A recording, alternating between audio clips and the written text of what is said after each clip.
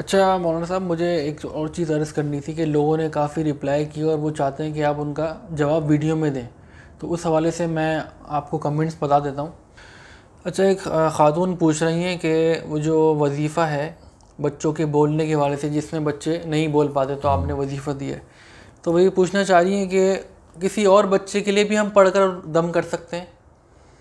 دیکھیں، کوئی بھی بچہ ہو، اگر آپ دم کر کے اس کو پانی پلائیں تو انشاءاللہ تعالیٰ اس کو بھی جو ہے وہ شفا ملے گی۔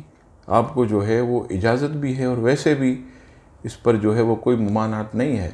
آپ جو ہے وہ دوسروں پر بھی، بچوں پر بھی دم کر سکتی ہیں، ان کو بھی دے سکتی ہیں، اس میں کوئی مذائقہ نہیں۔ اچھا، ایک صاحب نے یہ پوچھا ہے کہ ابراہیم علیہ السلام کے والد کا جو مسئلہ ہے، ان کے والد کا نام، اصل نام کیا ہے؟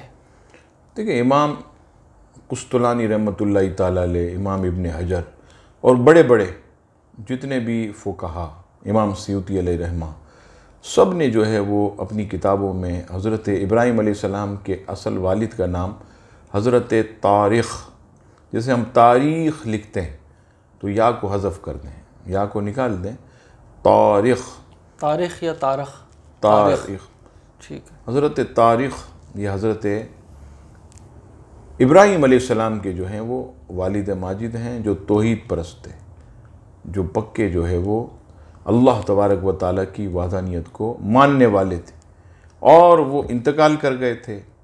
آزر، یہ حضرت ابراہیم علیہ السلام کا سگا چچا تھا، اس نے حضرت آدم علیہ السلام کی پرورش کی، بڑا کیا، اور وہ بت پرست تھا۔ قرآن مجید فرقان حمید میں جو کہا گیا وہ آزر کے متعلق کہا گیا کہ وہ بت پرست تھا۔ حضرت ابراہیم علیہ السلام کے جو اصل والد تھے حضرت طارق، یہ توحید پرست تھے۔ اور یہ بھی یاد رہے کہ عرب کے اندر، جیسے ہمارے یہاں جو ہمارے والد کے بڑے بھائی ہیں تو ہم اسے بڑے ابا کہتے ہیں، پالنے والے کو بڑے ابا، ابا اس طرح کہتے ہیں، تو عرب میں جو ہے وہ اسی طرح جو ہے وہ جملہ استعمال کیا جاتا تھا، یہ لفظ ابا ابا کر کے۔ تو اس طرح جو ہے حضرت ابراہیم علیہ السلام کو جو ہے، حضرت ابراہیم علیہ السلام کا یہ آزر چچا تھا، اور اس نے جو ہے آپ کو پالا، اور یہ بت پرست تھا، جبکہ حضرت ابراہیم علیہ السلام کے جو اصل والد تھے حضرت طارق، وہ مسلمان تھے۔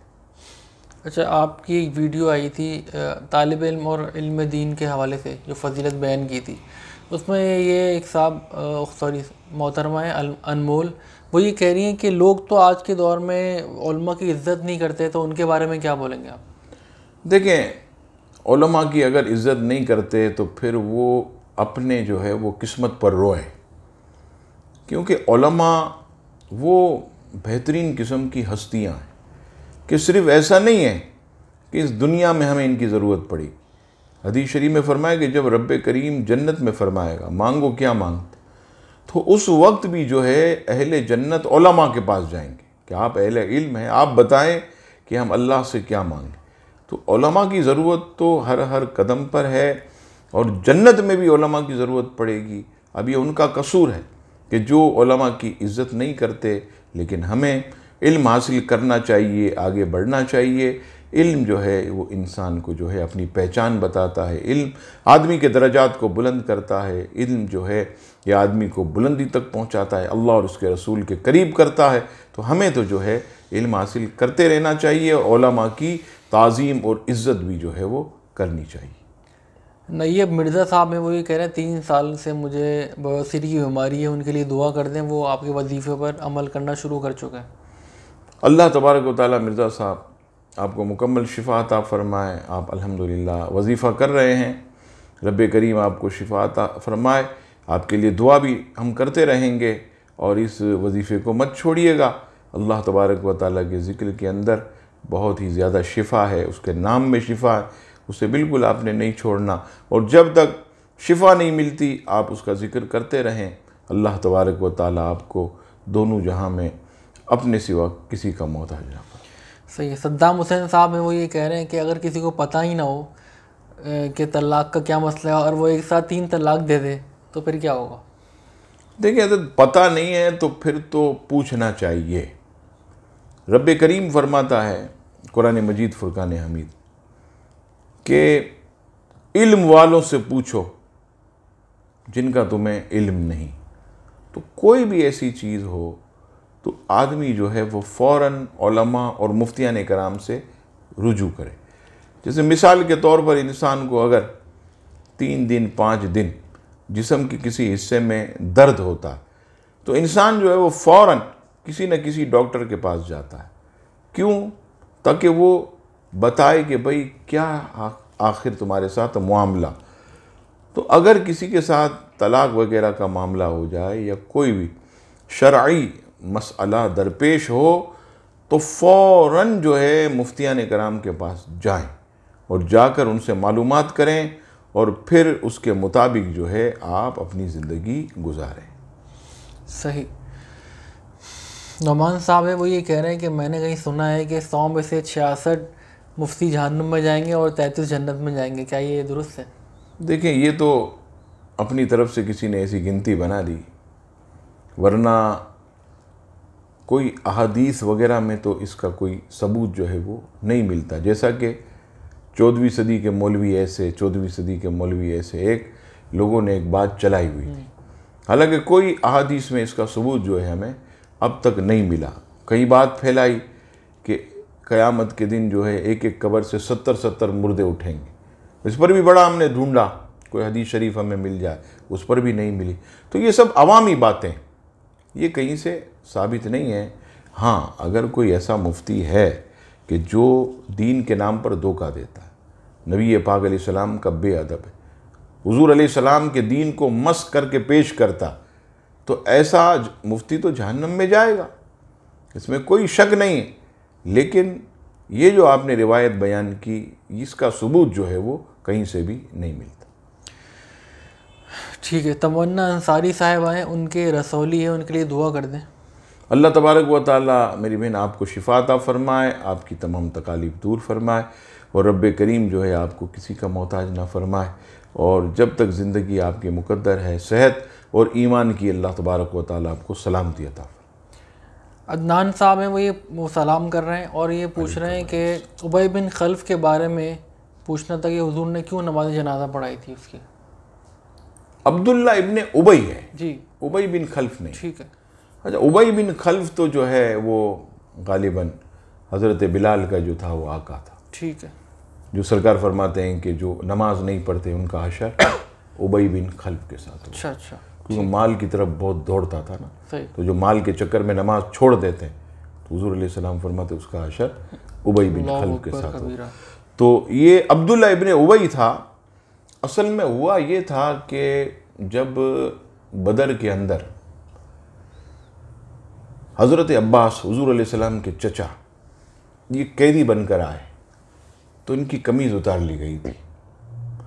تو ان کی جب قمیض اتار لی گئی تو نبی پاک علیہ السلام کا دل تھوڑا دکھا کہ میرے چچا ہیں، تو وہ ایمان بھی لے آئے بدر کے بعد. تو ابی بن خلف نے اپنی معاف کیجیے گا عبداللہ ابن ابی رئیس المنافقین، اس نے اپنی قمیض اتار کر دی تھی. اب حضور علیہ السلام پر اپنے چچا کا یہ قرض تھا ابی پر. تو حضور علیہ السلام نے اپنی قمیض موت کے وقت یعنی مر گیا تو اپنی قمیض اسے حضور علیہ السلام نے پہنائی. اچھا نماز جنازہ میں حکمت یہ ہے کہ نبی پاک علیہ السلام نے اس لیے پڑھائی کہ یہ جتنے بھی اس کے ساتھ منافق تھے یہ نبی پاک علیہ السلام کے متعلق ان کے علم غیب عطائی پر تان کرتا رہتا تھا کہ نبی کو کچھ نہیں پتا، ہم پیچھے نماز پڑھتے ہیں، ہم تو منافق ہیں. تو ایک پوری جماعت تھی منافقین. تو جب نبی پاک علیہ السلام نے اس کی نماز جنازہ پڑھائی تو پھر یہ جتنے منافق تھے اس میں سے کئی منافق یہ دیکھ کر کہ یہ ساری زندگی برائیاں کرتا رہا اور نبی پاک علیہ السلام نے اس پر اتنی شفقت کی تو حضور علیہ السلام کے اخلاق سے متاثر ہو کر وہ سارے جتنے منافق تھے، سب کے سب تو نہیں لیکن جن کے لیے اللہ نے ہدایت لکھی تھی، وہ نبی پاک علیہ السلام کے ہاتھ پر سچے مسلمان ہو گئے. تو اس سے یہ فائدہ ہوا کہ وہ مسلمان ہوئے، اسلام کی دولت ملی. پھر اس کے بعد یہ آیت نازل ہوئی، محبوب اب آپ کسی منافق کا نماز جنازہ نہیں پڑھائیں گے. ٹھیک. اعظم صاحب یہ پوچھ رہے ہیں کہ اگر کسی عورت کو 10 دن تک حیض آتا ہو اور اس کے بعد اچانک 1 مہینے 12ویں دن حیض آ جائے تو کیا وہ صحبت کر سکتی ہے شوہر کے ساتھ؟ دیکھیں عورت کی جو عادت ہے، جیسے 8 دن آتا ہے، 10 دن آتا ہے، تو وہ اپنا جو ہے وہ وقت پورا کرے گی. وقت پورا کرنے کے پھر 1 مہینے کے بعد پھر حیض آیا تو یہ تو اس کی عادت میں ہے. لیکن اگر درمیان میں نہیں آتا، حیض بالکل نہیں آتا، تو ایسی صورت میں وہ صحبت جو ہے وہ کر سکتا ہے. ٹھیک. پل بچہ ہے، وہ یہ کہہ رہی ہیں کہ ان کا بیٹا 2 سال کا ہو گیا لیکن بول نہیں پاتا ہے، ان کے لیے دعا کر دیں. اللہ تبارک و تعالیٰ آپ کے بیٹے کو مکمل شفا عطا فرمائے، اور حضرت موسیٰ علیہ السلام کی دعا کا صدقہ رب اشرح لی صدری، اللہ تبارک و تعالیٰ اپنے کلام کی برکت سے آپ کے بیٹے کو بہترین قسم کی بولنا نصیب فرمائے، اور اسے آپ کی آنکھوں کی ٹھنڈک بنائے، نظر بس سے، شریروں کے شر سے اسے محفوظ فرمائے. محمد تاج الدین صاحب کہہ رہے ہیں کہ حضور اکثر نماز میں کون سی صورت پڑھا کرتے تھے؟ نبی پاک علیہ السلام مختصر اور مختلف صورتیں پڑھتے تھے، اور تمام ہی مختلف ہی صورتیں ہوتی تھیں نبی پاک علیہ السلام. وطر کا خاص طور پر ذکر ہے کہ وطر کی پہلی رکعت میں سورۃ الاعلیٰ سیاسی تک، دوسری میں جو ہے وہ سورہ کافرون پڑھا کرتے، اور تیسری میں قل هو اللہ شریف. نبی پاک صلی اللہ تعالی علیہ وسلم کی یہ عادت مبارک، اور آپ صلی اللہ تعالی علیہ وسلم قل هو اللہ شریف کو بہت پسند فرماتے تھے. رانا سعید صاحب ہیں، وہ واٹس ایپ کا گروپ مانگ رہے ہیں، تو میں نے ان سے عرض بھی کی تھی، اور دوبارہ میں ویڈیو میں بھی عرض کر دیتا ہوں کہ ہمارا فیس بک پیج ہے، آپ کا ڈیٹیل میں کوئی بھی سوال ہوا کرے تو آپ فیس بک پیج پر جا کر وہاں پہ ڈیٹیل میں وائس ریکارڈ کر بھی پوچھ سکتے ہیں. اچھا، سمیر صاحب ہیں، وہ یہ کہہ رہے ہیں میرے بچے کے لیے دعا کریں، وہ ابھی تک بول نہیں پا رہا ہے، بڑا ہو رہا ہے لیکن بولنے کی صلاحیت نہیں ہے اس میں. اللہ تبارک و تعالیٰ سمیر صاحب آپ کے بیٹے کو شفا عطا فرمائے، اور اس کی زبان کو کھول دے، بہترین قسم کا اسے کلام عطا فرمائے، اور آپ کی آنکھوں کی سے ٹھنڈک بنائے.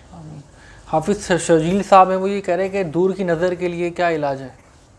دور کی نظر کمزور ہے ان کا. دور کی نظر کمزور ہے تو آپ جب بھی وضو کریں نا، تو وضو کرنے کے بعد آسمان کی طرف دیکھ کر سورہ قدر، انا انزلناہ فی لیلۃ القدر، صحیح، وہ 1 مرتبہ پڑھیں تو انشاءاللہ تبارک و تعالیٰ اس کی عادت بنائیں. جب بھی وضو کریں آسمان کی طرف ایسے دیکھیں، آسمان کی طرف، آسمان کو نہیں. مثال کے طور پر گھر کے اندر تو آسمان نظر نہیں آتا، تو آسمان کی طرف، یعنی گھر کی چھت کی طرف دیکھ کر آپ اس طرح پڑھیں تو انشاءاللہ تبارک و تعالیٰ آنکھوں کی روشنی میں بہت بہترین اضافہ ہوگا، اور آپ بالکل جو ہے وہ شفا یاب ہو جائیں گے. احمد رضا صاحب ہیں، وہ تھوڑا سا الگ سوال کیا انہوں نے کہ کسی کے دل میں اپنی بات پہنچانے کا کیا طریقہ ہے، یا کوئی وظیفہ ہو سکتا ہے اس کے لیے؟ دیکھیں اس کے لیے تو ہم ایک چیز دیتے ہیں کہ اگر جائز مقصد ہے، دیکھیے یہاں یاد رکھیے گا، ناجائز مقصد نہیں، جائز مقصد جو ہے کسی سے حل کروانا، کسی کے دل میں ڈالنا ہو، تو پھر ہم عشاء کی نماز کے بعد 100 مرتبہ بسم اللہ الواسع جل جلالہ، صحیح، بسم اللہ الواسع جل جلالہ، بسم اللہ الواسع جل جلالہ 100 مرتبہ پڑھنے کے بعد اس بندے کا تصور کریں کہ یا اللہ اس کے دل میں ڈال دے، مولا ہمارا کام ہو جائے، کرم فرما، اور تصور میں ایسے دم کر دے.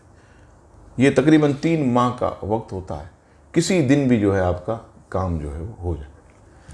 سمیہ حفیظ صاحبہ یہ کہہ رہی ہیں کہ اگر گھر میں کسی فیملی ممبر کا انتقال ہو جائے تو مردے تک ہم کون سی ایسی بات پہنچا سکتے ہیں، جیسے ہمیں کوئی مردے کو بات پہنچانی ہے تو کون سا طریقہ ہو سکتا ہے کہ ہم اس تک یہ بات پہنچا دیں؟ دیکھیں میں بتاؤں، اگرچہ انتقال ہو گیا کسی کا بھی، کوئی بھی، لیکن وہ سب دیکھ رہا ہے، اس کو کیا پہنچانا ہے؟ ہر چیز وہ دیکھ رہا ہے کہ میرے قریب کون آیا، کون میرے قریب کھڑا ہو کر تلاوت کر رہا ہے، اچھا مجھے غسل کون دے رہا ہے، مجھے کفن کون پہنا رہا ہے، میرا نماز جنازہ کس نے پڑھا ہے، میرے نماز جنازہ میں کون کون شامل، مجھے کاندھا کس نے دیا، تو وہ تو سب دیکھ رہا ہے. اب آپ نے کیا پہنچانا ہے اس کو؟ تو آپ کو اگر کوئی ایسی چیز ہے تو قریب جا کر آپ جو ہے وہ عمل کر لیں تو وہ آپ کو بھی دیکھ لے گا. لیکن یہ کہ یہ مجھے پتہ نہیں ہے کہ آپ محرم یا نا محرم کی بات کر رہی ہیں. اگر شاید محرم ہو. اگر محرم ہے تو کوئی حرج نہیں، اور اگر نا محرم ہے تو پھر آپ کو بچنا چاہیے. ٹھیک ہے. ایک صاحب کہہ رہے ہیں کہ ہر وقت سستی اور کاہلی کا کیا وظیفہ ہے، کوئی دے دیں تاکہ وہ دور ہو. دیکھیں سب سے بہترین وظیفہ جو ہے نا صحت کے لیے بہترین آزمودہ یہ تسبیح فاطمہ. ایک تو 5 وقت آپ نے پڑھنی ہے، یعنی 33 ٹائمز سبحان اللہ، 33 ٹائمز الحمدللہ، اور 34 ٹائمز اللہ اکبر. یہ تسبیح فاطمہ. جب آپ بستر پر جائیں تو یہ آپ تسبیح فاطمہ پڑھیں. انشاءاللہ صبح اٹھیں گے تو ایسا لگے گا جیسے بالکل فریش ہو کر اٹھیں، بالکل حشاش بشاش. تو یہ صحت کے لیے بہت بہترین ہے. اسے آپ اپنا وظیفہ بنائیں تو انشاءاللہ تبارک و تعالی آپ کی صحت اچھی رہے گی اور بیماریوں سے بچے رہیں گے. چلیے بہت شکریہ. اگر کسی کے اور سوالات ہوں لوگوں سے میں عرض کروں گا کہ وہ کمنٹ سیکشن میں بتا سکتے ہیں ہمیں، تو انشاءاللہ ہم نیکسٹ سیشن میں اس کو کور کریں گے. شکریہ.